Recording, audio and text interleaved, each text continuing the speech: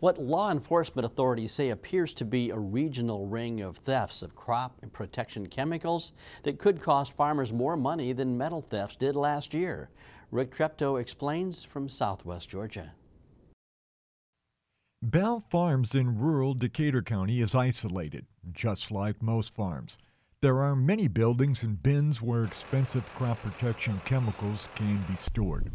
Next to the fuel pumps is the storage bin where the chemicals are locked up each night. Of late, we've had 2 chemical thefts out here. Andy Bell has always double padlocked the bin. The crooks were thorough. Bolt cutters were used. No fingerprints or footprints were found. They came on and cut the locks and took a hand truck and rolled the chemicals probably a half a mile down the road and loaded them down the road. And we had everything under lock and key, but they cut the locks and climbed over a fence and rolled it down the road. This 2011 surveillance video was provided by the Decatur County Sheriff's Office. It is of another local nearby farm where $80,000 of chemicals were stolen. The thief and one unseen accomplice knew what they were looking for to achieve the maximum cash value. Boxes of Valor SX, Abound, Express, and Headline were taken. We had a case of Valor. I had 2 cases here. I used one case and left one in here.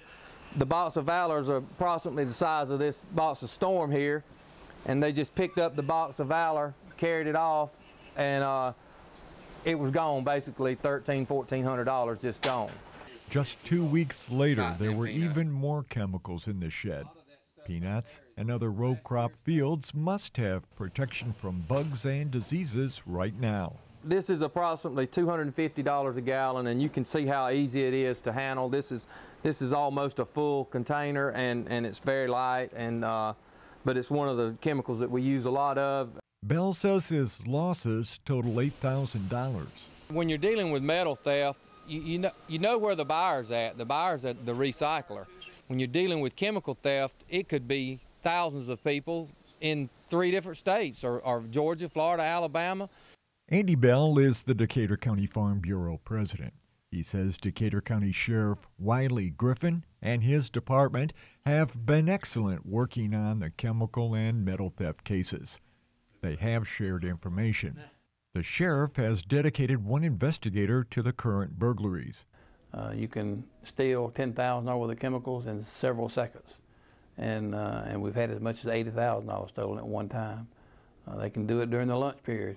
Drive in the farmer's shed, grab it, and be gone. The sheriff showed us one of the cells waiting for the thieves. It is absolutely clean. There are only the necessary creature comforts. You know you are certainly in a jail. Receiving or selling stolen goods can be a felony with a long jail term. Farmers are, the salt of the earth, and our farmers, we think, would not do this, but there's some farmers evidently using this stolen product. By all means, we believe these people are either working for farmers, working for supply companies. There's a common denominator that we haven't figured out yet. We have about 5 different counties locally that has been affected by these thefts, and we're working very closely with them. There is a reward being offered.